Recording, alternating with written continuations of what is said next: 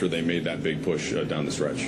I just think us being solid, remaining solid, staying organized offensively, and, not getting disappointed or discouraged defensively.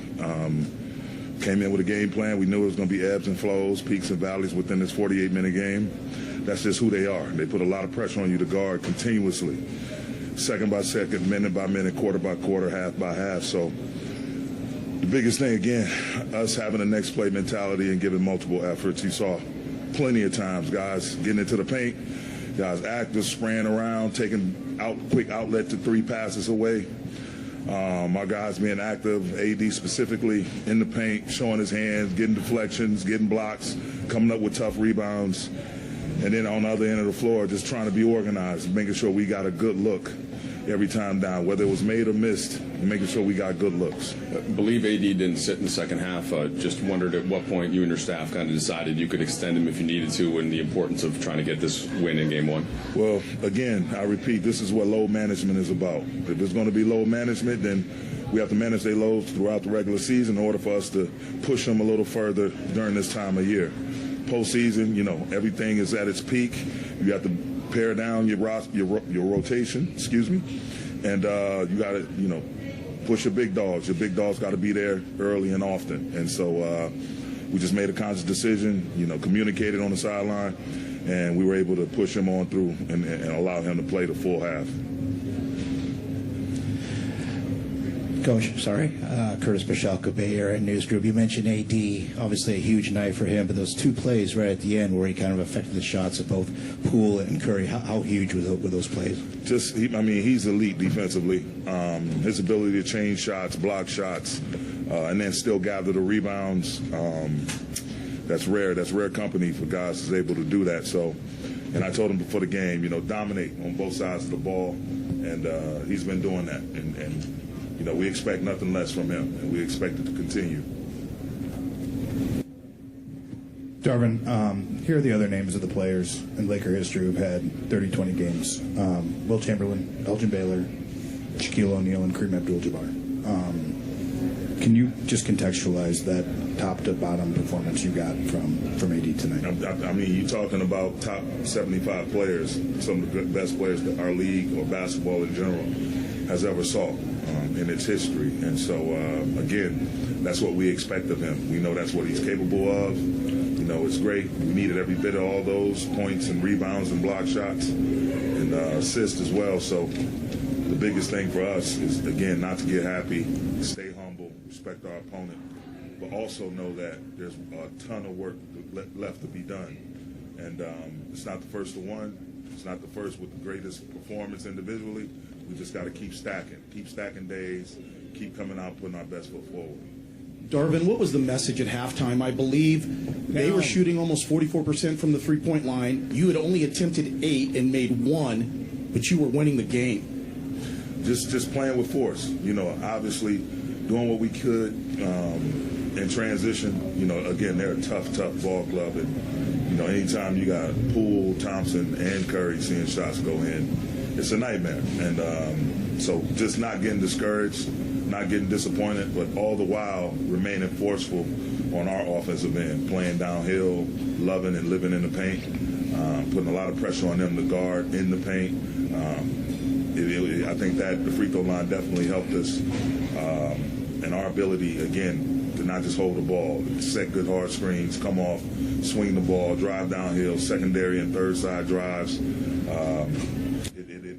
It went well for us in that department, and so just got to figure out a way, try to do what we can to guard them better and not allow them to get loose so early and often from the three-point line, but yet maintain our physicality and our force on offense. Darvin, when you have Dennis scoring as well as playing defense, running behind Poole and behind Steph, how beneficial is that to you guys? It's huge, especially him showing up our second unit, him coming off. I tell him all the time, be aggressive, assertive, and make quick decisions. Don't think twice. And all of our guys, they encourage, Dennis, Austin, D'Lo, they all get encouraged by our two captains, Bron and AD, to come out and be aggressive and be assertive within the context of playing the right way. But Dennis was huge, man. He's definitely a two-way player. He's going to come out and give it his all on both sides of the ball, be physical, be scrappy, give multiple efforts, and then be able to play downhill, push the pace, and be able to get stuff done from the free throw line. Darvin, I kind of had the same question. I mean, to have someone like Dennis on your team who's making those 2 free throws in the last seconds, like being so ice cold, I mean, this is so important. So what is your thoughts about that? He's a big-time finisher. I've known the kid since he first came into the league. That's my guy. That's why we wanted him on our team. We know how he plays, especially in big moments. He plays the biggest. He's not afraid of the moment. And he asks for the ball to be in his hands, and our guys trust him having the ball in his hands late in the game. So we know if he's fouled or whatever the play needs to be made, if it's an open corner three, if it's going downhill, attacking the rim, if it's having to get fouled and have to step up to the line and hit free throws, he's going to do all of that, as well as guard the other team's best perimeter players. So that's exactly why he's on our ball club. Hey, Darvin, I know when you took the job, I'm sure you knew AD was a pretty good defensive player, great defensive player, but he's even better than you thought now that you got to coach him every day. He was out there contesting shooters from up high on screen rolls, doing a bunch of different things just to upset the offense. Did you see all of that when you first took the job? I mean, I knew, watching him during his days in New Orleans and watching him in the bubble, he's an elite defender. He's one of the few guys that can defend laterally and vertically. And by that, I mean he can get down in the stands and move his feet and then keep a guard in front of him and force a tough contested shot. Or he can meet you at the basket and change your shot or get a block. And also do all of that and still corral a rebound, a defensive rebound. So, A is just being A. And then you come to our film sessions, our walkthroughs, what have you, he's one of the most vocal, communicating, trying to get on the same page, giving suggestions, giving his thoughts on how we can be more cohesive and on a string defensively. Yeah, Darvin, these last 2 games, is this as well as you've seen AD play ever? I mean, he had some monster performances that year. He was with New Orleans, but all of that's in the past. I think he's doing exactly what I anticipated him to do. He's playing like the top 5 NBA player that he is. Darvin, what would you make of LeBron's offensive performance and then also him kind of contributing in other ways, 11 rebounds, 3 blocks, and just kind of his offensive rhythm right now? He's just playing a total game, man. He's not forcing anything, and that's who he's been his entire career.